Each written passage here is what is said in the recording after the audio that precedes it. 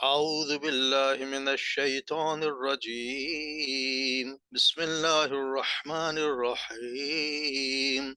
إن شر الدواب عند الله الذين كفروا فهم لا يؤمنون الذين عاهدت منهم ثم ينقضون عهدهم في كل مرة وهم لا يتقون وإما تثقفنهم في الحرب فشرد بهم من خلفهم لعلهم يذكرون وإما تخافن من قوم خيانة فانفذ إليهم على سواء إن الله لا يحب الخائنين صدق الله العظيم ان شر الدواب بے شک جاندار مخلوق میں سب سے برے ان اللہ اللہ کے نزدیک الذین کفروا وہ لوگ ہیں جنہوں نے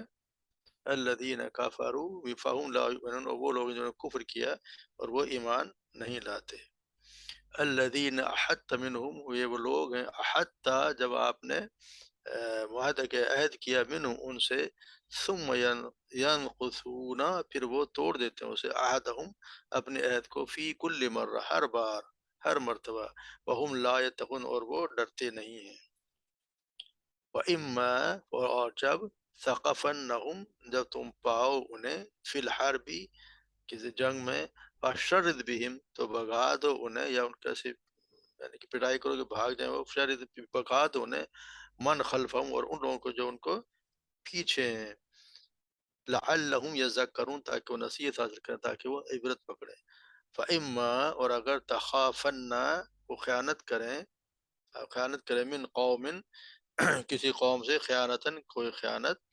فن بد الیہم تو پھینک دو ان کی طرف علی سوائن ان کے برابری کی بنیاد پر ان اللہ اور اللہ تعالیٰ لا يحب الخائنین اللہ تعالیٰ خیانت کرنے والوں کو پسند نہیں کرتا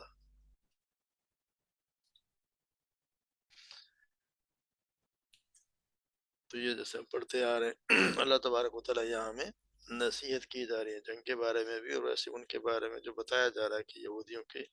کس طرح کی قوم تھی تو ان کا یہ حال تھا ان شر الدواب یعنی جو بھی مخلوق ہیں جتنے بھی زندہ چلنے والی مخلوق ہے اس کو دواب ایسے تو دونوں کے لیے ہوتا ہے اصل میں تو یہ ہے انسانوں اور جانور دونوں کے لیے استعمال ہوتا ہے مگر اس میں شر الدواب جانوروں سے بدتر کہا گیا یعنی کہ ان میں لفظ ہے لغوی معنی کے لحاظ سے انسانوں اور چوپائے دونوں کے لیے بولا جاتا ہے عام طور پر اس کا استعمال جو ہے وہ چوپائیوں کے لیے جو چوپائے مویشی چلتے ہیں ان کے لیے مطلب یہ کہ گویا کافر متعلق انسانوں سے نہیں بلکہ وہ کفر کا ارتکاب کر کے وہ اس طرح ہوگا جیسے جانوروں سے بدتر جیسے انسان جب کفر اختیار کر دے تو سمجھے کہ وہ جانوروں سے بدتر ہو گیا جیسے ہم پڑھیں سورہ بینہ میں آگے ہم پڑھیں گے ان الذین کفروا من اہل الکتاب والمشرکین فی نار جہنم کہ وہ لوگ جو اہل کتاب اور مشرکین جو کفر کی آگ میں ہوں گے خالدین فیہا اس میں ہمیشہ رہنے والے ہوں گے اولئک هم شر البریہ یعنی کہ وہ یہی مخلوق سب سے برے ہیں یعنی مخلوق میں سب سے برے ہیں ان الذین آمنوا وعملوا الصالحات اور بے شک وہ لوگ جو ایمان لے اور عمل صالح کے اولئک هم خیر البریہ وہ لوگ ہیں جو مخلوق میں سب سے بہتر ہے یعنی مخلوق میں سب سے برے وہ لوگ ہیں جو ایمان نہیں لاتے اور سب سے اچھے وہ لوگ ہیں جو ایمان لے آتے اللہ پر یقین رکھتے اللہ پر ایمان لے آتے اور یہ ہے کہ کون لوگ الذین احدت منہم یعنی جب بھی آپ نے وعدہ کیا ان سے ثم ینقضون عہدہم فی کل مرہ ہر دفعہ انہوں نے اس معاہدے کو توڑ دیا وہم لا یتقون اللہ سے ڈرتے نہیں ہیں اللہ سے کوئی ان کو خوف نہیں ہے خاص طور سے اشارہ یہاں پہ ان یہودیوں کی طرف ہے جو آپ صلی اللہ علیہ وسلم سے مدینہ طیبہ میں جب آپ صلی اللہ علیہ وسلم تشریف لے آئے اس کے بعد سب سے پہلے انہوں نے باب تعاون اور مددگار کا معاہدہ یہودیوں سے کیا اور اپنی طرف سے پوری کوشش بھی کی تھی کہ ان سے خوشگوار تعلقات بھی قائم رہے ویسے بھی آپ صلی اللہ علیہ وسلم دینی حیثیت سے یہود کو مشرکین کے بنسبت اپنے سے زیادہ قریب سمجھتے تھے اور ہر معاملہ میں مشرکین کے مقابلے میں اہل کتاب کے طریقے کو ترجیح دیا کرتے تھے لیکن ان کے علماء اور مشائخ جو آپ صلی اللہ علیہ وسلم جو تعلیم دیتے تھے توحید خالص کی اور اعلیٰ اخلاق کی، اور وہ جو ہے تو ان کے جو ان کے گمراہی تو ان میں تنقید کرتے تھے، اور ان پر ان کو ان کو پسند نہیں آتی تھی، اس لیے ان کی کوشش یہ ہوتی ہے کہ کوئی نئی تحریک زندگی بالکل کامیاب ہو ہی نہ پائے۔ اسی طرح اسی مقصد کے لیے وہ مدینہ کے منافق یا مسلمانوں سے ساز باز کرتے تھے، اس لیے اوس اور خزرج جو دو بڑے قبیلے تھے جن کی پرانی عداوتیں تھیں، ان کو بھڑکایا کرتے تھے تاکہ اسلام سے پہلے ان کے درمیان جو خون ریز لڑائیاں ہوتی تھیں ان کو وہ اشعار پرانے پرانے کہہ کے ان کو لڑانے کی ہمیشہ کوشش کیا کرتے تھے۔ اسی طرح قریش اور ان کے دوسرے مخالف اسلام قبیلوں سے ان کی خفیہ سازشیں بھی چل رہی تھیں۔ تو ان سب حرکات کی وجہ سے اس معاہدے کے باوجود ہو رہی تھی جو آپ صلی اللہ علیہ وسلم نے کیا ہوا تھا، یعنی آپ صلی اللہ علیہ وسلم کے درمیان ایک معاہدہ لکھا جا چکا تھا، اس کے باوجود ان کی حرکتیں ہوا کرتی تھیں۔ اور جب جنگ بدر ہوئی تو ابتدا میں تو ان کو توقع تھی کہ قریش تو ان کو پہلی چوٹ میں ان کو مار بھگائیں گے، مسلمانوں کی تو یعنی کہ ختم ہو جائے گا، لیکن جو نتیجہ ان کی توقعات کے برعکس نکلا تو ان کے پھر تو ان کا حسد اور زیادہ غصے آگ بڑک اٹھے تو ان کا اندیشہ یہ ہوا کہ اگر بدر کی فتح کہیں اسلام کی طاقت ان کے لیے ایک مستقل خطرہ بنا دے گی، اس لیے انہوں نے کوشش کی کہ جی اور لوگوں سے بھی معاہدے اور لوگوں سے بات کی جائے اور ان کو اسلام کے خلاف۔ اسی سلسلے میں ان کا ایک لیڈر کعب بن اشرف جو قریش کی شکست کے بعد وہ جہاں چلا گیا مدینہ میں، اور وہاں بلکہ بھی یہاں پہ پھر جب شکست ہوئی تو اس نے یہ کہا کہ آج کے دن زمین کا پیٹ ہمارے لیے ان کی پیٹ اس کی پیٹ سے زیادہ بہتر، یعنی آج ہمارا مرنا زیادہ بہتر ہے۔ خود مکہ گیا اور وہاں پہ اس نے ایسے ایسے مرثیے کہلوائے، قریش کے انتقام کا جوش دلایا، وہاں پہ انہوں نے لوگوں کو خوب اکسایا، یعنی انہوں نے تیار کیا۔ پھر یہ ایسا بھی ہوتا تھا کہ یہ یہودیوں کا جو قبیلہ تھا بنو قینقاع، اس میں اگر کوئی مسلمان عورت چلی جاتی تو ان کو چھیڑنا بھی شروع کر دیا تھا۔ تو آپ صلی اللہ علیہ وسلم نے ان کی حرکت پر ان کو ملامت دی تو انہوں نے ملامت کی تو انہوں نے بلکہ جواب میں دھمکی دی کہ یہ ہم کوئی قریش نہیں ہے، ہم لڑنے والے لوگ ہیں، لڑنا چاہتے ہیں، ہمارے مقابلے میں آؤ گے تب آپ کو پتہ چلے گا مرد کیسے ہوتے ہیں۔ یعنی یہ ان کے حالات تھے جن پہ وہ اتنا شور شرابہ کرتے، یعنی کہ معاہدے ہونے کے باوجود وہ اس کا توڑ دیا کرتے تھے۔ تو پھر اللہ تعالیٰ کا فَإِمَّا سَخَفَنَّهُمْ فِي الْحَرْبِ، پھر اگر جنگ ہو اور تم انہوں پاؤ فَشَرِّدْ بِهِمْ، تو ان کو مار بگاؤ، من خلفہم، جو ان کے پیچھے ہیں، یا جو ان کو ان کے ڈنڈیاں ہلا رہے ہیں، جو ان کے ڈورے ہلا، ان کو بھی مار، ان کو پتہ چلے لعلہم یذکرون، تاکہ وہ نصیحت حاصل کریں، یعنی کہ پتہ چلے کہ ان کے ساتھ کیا ہو رہا ہے۔ یعنی اس کا مطلب یہ ہوا کہ اگر کسی قوم سے ہمارا معاہدہ ہو اور معاہدے کی ذمہ داری سے وہ پشت ڈال کر ہمارے خلاف کسی جنگ میں حصہ لے تو اس میں بھی یہ معاہدے کے خلاف ذمہ داری سے سبکدوش ہو جائیں گے، اور ہمیں حق ہوگا کہ اس سے جنگ کریں۔ تو یہ بھی اگر کسی قوم سے لڑائی ہو رہی ہے اور ہم دیکھیں گے دشمن کے ساتھ ایک ایسی قوم کے افراد بھی شریک ہیں جن سے ہمارا معاہدہ ہے پہلے سے، آج جیسے انہوں نے معاہدہ کیا ہوا تھا مگر انہوں نے بڑی حرکتیں کی، تو پھر ہم بھی ان کو قتل کرنے، اس دشمن سے مقابلہ، دشمن جیسے معاملہ کرنے میں کوئی تعامل نہیں کریں گے، کیونکہ انہوں نے بھی معاہدے خلاف ورزی کی اور ان کے ساتھ جا ملے۔ اسی طرح یہودیوں کا جو قبیلہ تھا اس نے جب جنگی احزاب ہوئی، جب جنگ خندق ہوئی، اس نے بالکل غداری کی، اور وہ بالکل ان کے قریش کا جب آ گیا تھا لشکر سارے یا مشرقین کا، تو اس پہ انہوں نے بہت جان پیچھے سے انہوں نے مکہ میں ایسا مسئلہ کر دیا تھا کہ ایسا ہوتا مکہ میں مدینہ منورہ میں، یعنی کہ مشکل حالات پیدا کر دیے۔ آپ صلی اللہ علیہ وسلم کو بڑی مشکل ہوئی کہ کیا کرنے لگے ہیں۔ تو پھر یہ کہا گیا کہ اگر کبھی لڑائی میں پائیں تو ان پر ایسی کارروائی لگائیں، ان سارے لوگوں کو بھگا دیں جو ان کے پیچھے ہیں تاکہ وہ نصیحت پکڑے۔ اسی بنی قریظہ نے جس میں جنگ اس میں خندق میں جو انہوں نے ان سے ساز باز کر کے اور وہاں پہ غداری کرنے کی کوشش کی تھی، اس کے بارے میں بھی آپ صلی اللہ علیہ وسلم، اللہ تبارک و تعالیٰ نے آپ صلی اللہ علیہ وسلم کو حکم دیا کہ اگر جنگ میں پکڑ لیے جائیں تو انہیں ایسی کاری ضرب لگاؤ اور ایسی سزا دیجیے کہ دوسرے دشمنان اسلام جو گھات لگائے بیٹھے ہیں وہ بھی ڈر کے بھاگ جائیں اور یہود ان کے لیے نشانہ عبرت بن جائے۔ آپ صلی اللہ علیہ وسلم نے حکم پر کیسے عمل کیا، اس کی سید عائشہ بیان کرتی ہیں کہ آپ صلی اللہ علیہ وسلم جب غزوہ خندق سے لوٹے اور ہتھیار اتار کر غسل کیا تو اسی وقت جبرائیل علیہ السلام آپ پہنچے اور ان کا سر غبار آلود تھا، کہنے لگے کہ آپ نے ہتھیار اتار دیے؟ اللہ کی قسم میں نے تو ابھی تک ہتھیار نہیں اتارے۔ آپ سے پوچھا اب کیا ارادہ ہے، اب کہاں کا ارادہ ہے؟ انہوں نے کہا ایک تو اشارہ کیا یعنی بنو قریظہ۔ سید عائشہ بیان کرتے ہیں کہ رسول اللہ صلی اللہ علیہ وسلم بنو قریظہ کی طرف نکلے، اور اسی طرح سیدنا عبداللہ بن عمر بیان کرتے ہیں کہ جب آپ صلی اللہ علیہ وسلم غزوہ احزاب سے واپس آئے تو آپ نے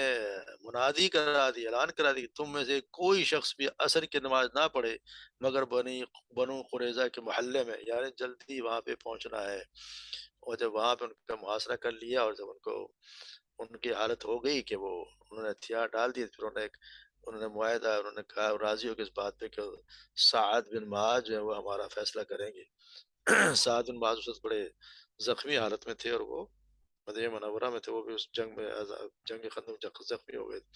بہرحال کیونکہ ان کے حلیف تھے کہ زمانے میں سعد بن معاذ ان کا قبیلہ ان کا حلیف تھا، تو یہودیوں کو امید تھی کہ یہ ہمارے بارے میں کوئی اچھا فیصلہ کریں گے۔ تو جب ان کو سعد بن معاذ کو بلایا گیا تو یہ یہودی بھی وہاں سے اپنے قلعے سے نیچے اتر آئے۔ آپ صلی اللہ علیہ وسلم نے سعد بن معاذ کو بلایا تو وہ گدھے پر بیٹھ کر تشریف لائے۔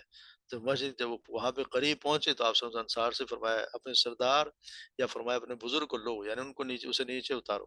پھر آپ صلی اللہ علیہ وسلم آپ صلی اللہ علیہ وسلم نے ساتھ سے کہا بنو قریظہ تمہارے فیصلے پر راضی ہوئے ہیں، اب تم کیا فیصلہ کرتے ہو؟ تو اس میں یہاں تھا پھر سیدنا سعد نے پوچھا کہ کیا میرا فیصلہ مانا جائے گا؟ ان کا جی سر سب مانا جائے گا۔ تو انہوں نے آپ کی طرف بھی دیکھ کے اشارہ کیا کہ آپ، یعنی کہ آپ بھی، آپ نے کہا کہ ہاں۔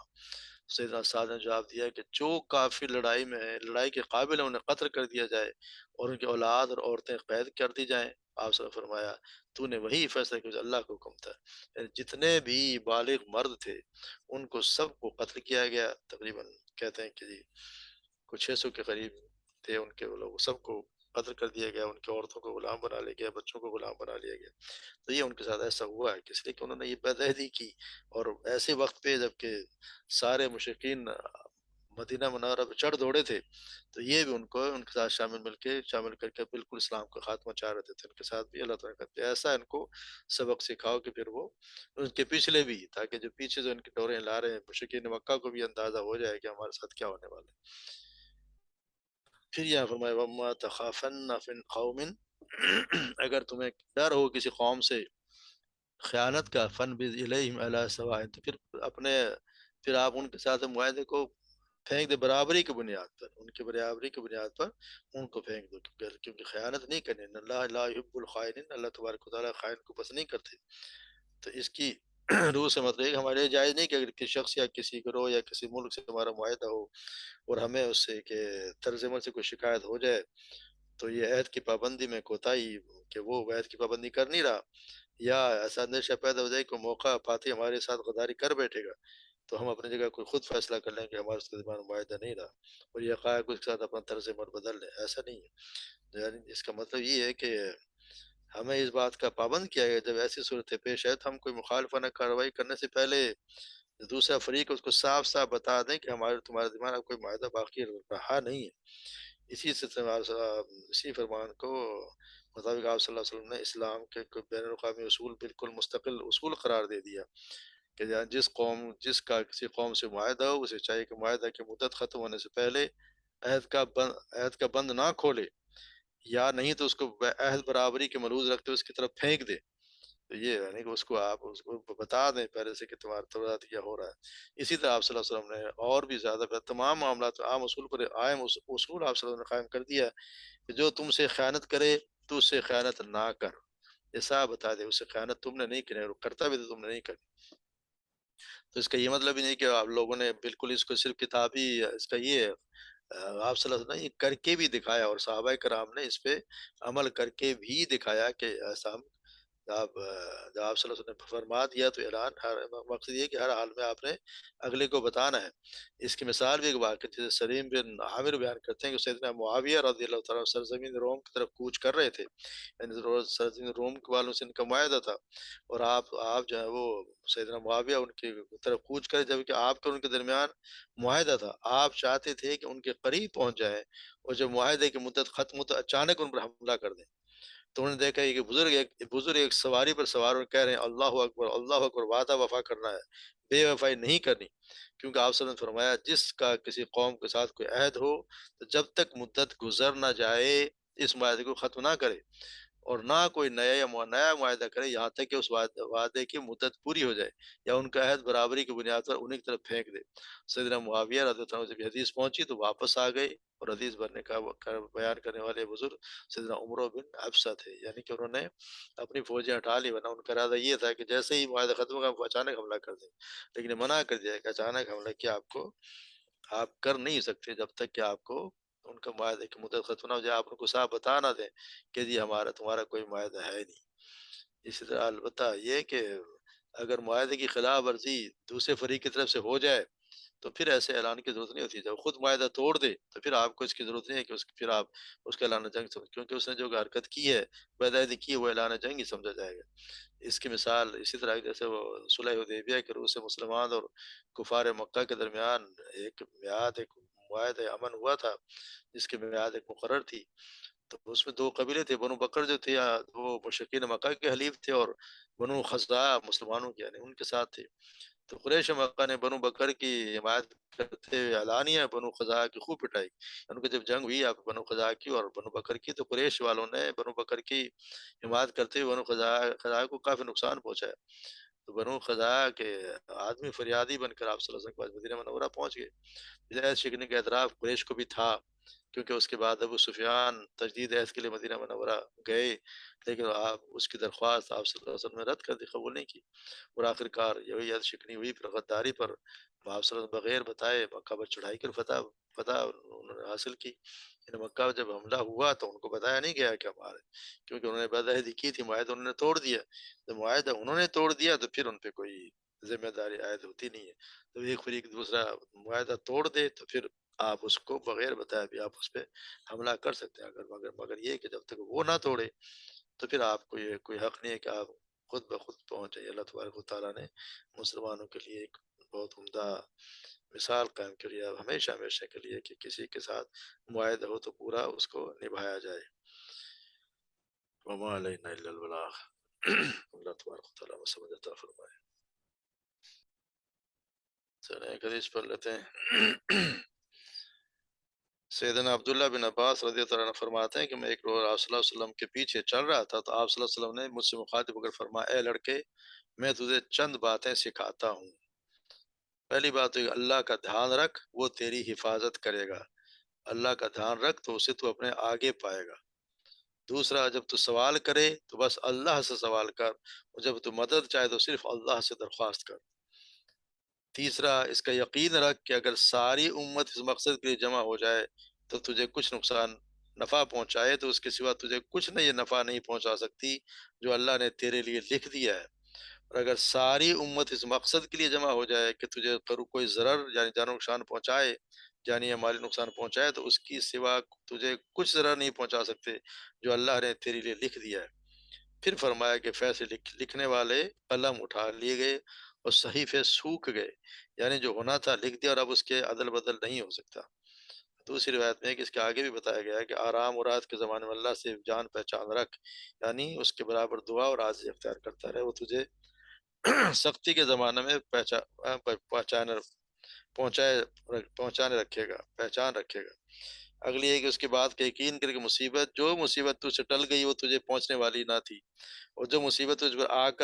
کر رہی وہ تجھ سے ٹلنے والی نہ تھی۔ یہ انسان کو یہ یقین ہونا چاہیے، اور یہ بھی سمجھ لے کہ مدد جو ہے وہ صبر کے ساتھ ہے، اور یہ کہ اچھا حال آنا بے چینی کے ساتھ ہے، اور اگلا کہ اس کا بھی یقین کر لے کہ مشکل کے ساتھ آسانی ہے۔ اس کی تھوڑی سی تشریح بھی ہو جانی چاہیے کہ نگہداشت کے پہلے جو تھا کہ نگہداشت اللہ، بندے کو نگہداشت کرتا اللہ تبارک و تعالیٰ اس کے بندے کی حفاظت کرتے ہیں، اللہ کا دھیان رکھ وہ تیری حفاظت کرے گا۔ اس کا مطلب یہ ہے کہ اللہ کے حقوق کی ادائیگی اور اس کے حکم پر چلنے اور اس کے منع کی چیزوں سے بچنے کا خاص دھیان رکھ، اور اس مقرر کردہ جو حدیں ہیں ان سے آگے بڑھنے سے گریز کرتا رہے، تاکہ ایسا کرنے سے اللہ تعالیٰ تیری حفاظت فرمائے گا۔ یعنی کہ اللہ تعالیٰ جب انسان اللہ تعالیٰ کے حکم پر چلنے کا دھیان رکھتا ہے اور اللہ تعالیٰ کی مرضی کے مطابق چلنے کو اپنے زندگی کا مقصد بنا لیتا ہے، تو اللہ تبارک و تعالیٰ اس کو دونوں جہانوں کی آفات و بلیات اور مصیبتوں سے محفوظ فرماتے ہیں۔ اس سے لکھا ہے کہ جس طرح بعض بزرگوں نے یہ بھی فرمایا کہ جو شخص نو عمری اور تندرستی اور طاقت کے زمانے میں اللہ کا دھیان رکھتا ہے تو اللہ تبارک و تعالیٰ بڑھاپے اور ضعیفی کے زمانے اس کی حفاظت فرماتے ہیں، اور آخری سانس تک اس کی عقل و سمجھ، بینائی اور کانوں کی طاقت کو محفوظ رکھتے ہیں۔ یعنی وہ اپنی اگر جوانی میں اس کے خیال رکھتا ہے تو اللہ تبارک و تعالیٰ بڑھاپے میں یہ چیزیں جو ضروری ہیں ان کا اتنا خیال رکھتے ہیں اللہ تبارک و تعالیٰ، ان کو محفوظ رکھتے ہیں۔ تو اسے اللہ کے حقوق کا دھیان رکھنے سے اللہ تعالیٰ کے بندے کی حفاظت فرماتے ہیں، اسے دنیاوی اور جسمانی حفاظت تک محدود نہیں بلکہ اللہ تعالیٰ اس کے دین اور ایمان کی بھی حفاظت فرماتے ہیں، کہ اس کے ایمان اور اعمال صالح کے ماحول میں رکھنے کے بعد دین کا خادم اور دین کا داعی بنا دیتے ہیں۔ جس طرح عبداللہ بن عباس رضی اللہ عنہ نے قرآن مجید سے جو آیت ہم نے پڑھی، وَاعْلَمْ أَنَّ اللَّهَ يَحُولُ بَيْنَ الْمَرْءِ وَقَلْبِهِ، جان رکھو ایک بندہ اور قلب کو اس کے درمیان اللہ تعالیٰ حائل ہو جاتے ہیں۔ تو اس کا مطلب انہوں نے یہ لیا کہ اللہ یعنی اللہ تعالیٰ بندہ کی اور اس کے سرزد ہونے والے گناہ کے درمیان آڑے آ جاتے ہیں، یعنی بندے کے اور اس کے جو سرزد ہونے والے گناہ ہوتے ہیں ان کے درمیان اللہ تبارک و تعالیٰ آڑے آ جاتے ہیں، جسے کر کے وہ دوزخ میں چلا جاتا ہے، یعنی ایسے گناہ اللہ تبارک و تعالیٰ اسے کرنے نہیں دیتے۔ اس طرح سے آپ صلی اللہ علیہ وسلم نے کسی رخصت فرماتے تھے، اسی طرح دعا کرتے تھے، استودعن اللہ دینہ کا امانت و خواتم عملک، اے میں تیرا دین اور تیری صفت امانت تیرے اعمال کو انجام اللہ کے سپرد کرتا ہوں، یعنی اللہ کے سپرد چیزیں کرتی جاتی ہیں۔ دوسرا ہے صرف اللہ سے سوال کر، یعنی جب بھی تو کوئی سوال کرے تو اللہ ہی سے سوال کر۔ انسان ویسے بھی سراسر محتاج ہے، طرح طرح کی ضرورتیں اس کا لگی ہوئی ہیں، مرض ہے، اس کے بغیر کوئی اور بھی پریشان، اس کے بغیر تو کوئی دنیا زندگی گزر ہی نہیں سکتی۔ اس لیے اللہ تبارک ہر انسان کو اپنی حاجتوں کو پورا کرنے کے لیے کوشش تو کرتا رہتا ہے، اور اسی حال میں اسباب میں صحیح کرنے اور ہاتھ پاؤں مارنے سے آدھی اور ساری ضرورتیں پوری ہو بھی جاتی ہیں، مگر اللہ کے ذہن میں انسان کے یہ ہونے چاہیے کہ ہر چیز کا کرنے والا، جب بھی میں سوال کروں تو اللہ سے کروں، کیونکہ جو بندہ اللہ کو حاجت روا، مشکل کشا، ناصر و مدد مانتے ہیں، وہ پھر یقین رکھتے ہیں وہی سب کچھ کرنے والا اور غیب و شہادت کا جاننے والا ہے، اور ہر ظاہر و پشتہ کا حال دیکھنے والا اور ہر آہستہ اور زور کی آواز کو سننے والا وہی ہے، نفع نقصان بھی اسی کے قبضہ میں ہے، یعنی کہ سارے وہی ہے جو دلوں کو پلٹ دیتا ہے۔ یہ ہے جن لوگوں کا یہ عقیدہ ہوتا ہے وہ پھر اللہ کی طرف متوجہ ہوتے ہیں، اور اللہ کی اور حاجت روائی کے جو اللہ ہی کو پکارتے ہیں، کسی اور کے آگے بات پھیلاتے نہیں، اسی لیے ہمیں ہر نماز میں بار بار پڑھتے ہیں، ایاک نعبد و ایاک نستعین، ہم تیری ہی بات کرتے ہیں، تجھی سے مدد چاہتے ہیں۔ تو اس کا مقصد بھی تو بار بار تکرار کرنے کا مقصد ہی ہے کہ وہ پھر بار بار اللہ تبارک و تعالیٰ ہی کی طرف، یعنی جب کوئی چیز مانگے اللہ ہی سے مانگے، اللہ ہی کو سب کچھ سمجھے، اللہ ہی کے ہاتھ میں سب کچھ ہے، یہ کسی کے نہ سمجھے کہ کوئی اور کچھ بھی دے سکتا ہے۔ جیسا آپ صلی اللہ علیہ وسلم یہ بھی فرما دے کہ یہاں تک اگر سواری سے تمہارا کوڑا بھی گر جائے تو کسی سے سوال بھی مت کرو کہ بھائی ذرا یہ کوڑا اٹھا دو، بلکہ خود اترو اور کوڑا اٹھا کر دوبارہ سوار ہو جاؤ۔ یہ تو خیر ان کی شان تھی، لیکن مقصد یہ ہے کہ کوئی ایسی چیز جو یہ اور سے نہ مانگے، تو ایسا مانگ بھی سکتا ہے، لیکن جہاں تک کیونکہ آپ نے یہ بھی فرما دیا کہ اگر جوتے کا تسمہ ٹوٹ جائے تو وہ بھی اللہ سے مانگ، یہ نہیں کہ تو فلاں دلا دے، فلاں صاحب دلا دے، فلاں صاحب ہمارے یہاں جو ہوتا ہے کہ فلاں صاحب سے مانگو وہ دلا دے گا، اولاد بھی وہ دے دے گا، بیٹے بھی وہ دلا دیتا ہے، تمہاری بگڑی بھی وہ بنا دیتا ہے، یہ اسے صاف منع کیا گیا۔ اور تیسری بات ہے کہ اللہ کے سوا کوئی کسی نفع اور نقصان کو پہنچا نہیں سکتا، یعنی یہ آپ صلی اللہ علیہ وسلم نے سیدنا عبداللہ بن عباس کو نصیحت نے ساری امت کے لوگ، یعنی ساری دنیا اگر ایک طرف اکٹھی ہو جائے اور تجھے چاہے کہ کوئی نفع پہنچا دے تو بس اس قدر ہی نفع پہنچا تم جو اللہ نے تیرے لیے لکھ دیا ہے، اس طرح کہ سارے لوگ اکٹھے ہو جائیں کہ تجھے نقصان پہنچائیں تو تجھے اس طرح اتنا ہی نقصان پہنچائیں گے جو اللہ تبارک و تعالیٰ نے تیرے لیے لکھ دیا ہے، یعنی جو اللہ نے لکھ دیا وہی ہوگا، کیونکہ مخلوق کا تو کوئی اختیار ہے نہیں، مختار کل تو صرف اللہ ہی ہے، اسی کا مختار کل ایک اللہ کی ذات ہے، اس کے فیصلے کو کوئی الٹ نہیں سکتا، اس نے جو تقدیر لکھ دی اس کو کوئی پھیر سکتا نہیں، اس سے اس کی جو عطا ہے اس کو کوئی روک نہیں سکتا،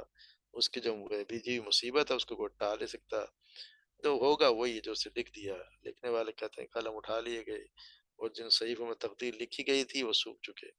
تو اس لیے جو مانگنا ہے اللہ ہی سے مانگو، یہ سوچنا چاہیے کہ جو ہوگا وہی ہوگا جو میری تقدیر میں ہے، اگر کوئی مصیبت آئی ہے تو اللہ کی طرف سے ہے، اس سے زیادہ مجھے آ نہیں سکتی تھی، جو خوشی ملی ہے مجھے اللہ کی طرف سے ہے، یہ مجھے ملنی ہی تھی کیونکہ اللہ نے میرے قسمت میں یہ بات لکھ دی، تو یہ سوچنا چاہیے، مگر افسوس حالات یہ ہے کہ مسلمان تو ہم کہلاتے ہیں مگر سینکڑوں ہزاروں بل افراد قبروں اور تاجوں کے طواف بھی کرتے نظر آتے ہیں، اللہ کے کیا پیروں فقیروں مزاروں اور کاغذ کے پتہ ہے تاجوں سے مرادیں مانگتے ہیں، بلکہ آپ اگر محرم والا دن دیکھیں تو گھوڑے کے نیچے سے بچوں کو نکالتے ہوتے ہیں، گھوڑا جو گھوڑا کسی نے خود ہی پال رہے ہیں، اس گھوڑے کو خود کھلا رہے ہیں، اسی کو پال رہے ہیں، اور اسی کے نیچے سے اپنے چھوٹے چھوٹے بچوں کو گزارتے ہیں کہ جی وہ اس گھوڑے میں پتہ نہیں کیا کرامت ہے کہ وہ سب کو دے دے گا، تو اللہ تبارک و تعالیٰ ہمیں ان خرافات سے بچائے، اور ایک اللہ پر یقین، اللہ پر کامل یقین کہ جو ہونا اللہ ہی کی طرف سے ہونا ہے، ایک اللہ کی ذات ہے مختار کل، جو چاہے گا اللہ ہی ہر چیز پر قادر ہے، اللہ ہی دینے والا ہے، اللہ ہی لینے والا ہے۔ ہمارا ایمان اس پہ پختہ ہونا چاہیے، کسی کے ہاتھ میں کچھ بھی نہیں، ایک سوئی کے دھاگے کے برابر ہی کسی کا اختیار نہیں ہے۔ قرآن بھی کہتا ہے، آپ صلی اللہ علیہ وسلم نے صاف فرما دیا، جب خود ہی کہہ رہے ہیں اللہ صلی اللہ علیہ وسلم کہ کسی سے جوتے کا تسمہ یا تو اس سے مانگو، قرآن یہ کہتا ہے کہ کسی کے ہاتھ میں کچھ بھی نہیں، اتنا بھی نہیں، اتنا گٹھلی کے اوپر ہوتی ہے کہ جتنا چھوٹا سا ایک جھلی ہے وہ بھی اس کسی کا، قطمیر وہ بھی کسی کا اختیار ہے نہیں، تو اللہ تبارک و تعالیٰ ہی سب کچھ کرنے والے ہیں۔ تو اسی کا ہم باقی جو ہے انشاءاللہ اگلے سبق میں پڑھیں گے۔ سبحانک اللہم و بحمدک اشہد ان لا الہ الا انت استغفرک و اتوب الیک۔ السلام علیکم۔